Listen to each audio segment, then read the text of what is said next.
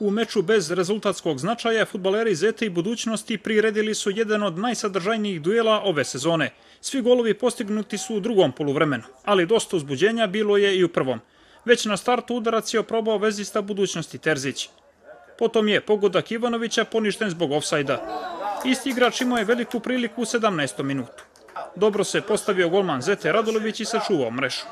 Domaćin je uzvratio sredinom prvog dijela igre. Sjajan pas Burzanovića za Vukčevića koji je pogodio prečku. Krilni napadač Zete Kalzić odlično je šutirao. Dragojević još bolje intervenisao. Uslijedio je majstorski šut Ivanovića, ali je ovog puta okvir gola bio saveznik Zete. U nastavku utakmice goleada. Već u 46. minutu domaćin dolazi do vođstva. Burzanović je lijepo uposlio mladog Vukčevića, kome nije bilo teško da zatrese mrežu rivala. 10 minuta kasnije ekipa iz Golubovaca mogla je da duplira prednost. Na dodavanje Vukčevića Kalezić je bio neprecizan.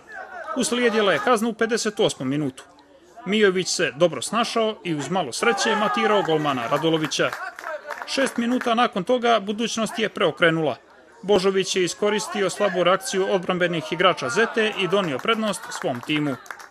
U 67. minutu novi 15. gol Božovića u šampionatu. Iz daljine pokušao je da pronađe saigrače u 16-tercu, lopta je sve preskočila, prevarila golmana Radulovića i završila u mreži.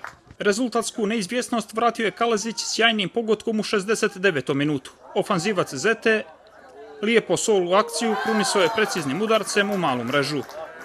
Pitanje pobjednika riješeno je u 80. minutu. Rezervista Mrvaljević, nakon gužve, postigao je prvijenac u dresu Budućnosti i postavio konačnih Zeta Budućnost 2-4. Fudbalerima Zete slijedi odmor, a ekipi Budućnosti 4 dana pripreme za finale kupa sa Dečićem i prilika da osvoje prvu duplu krunu u istoriji.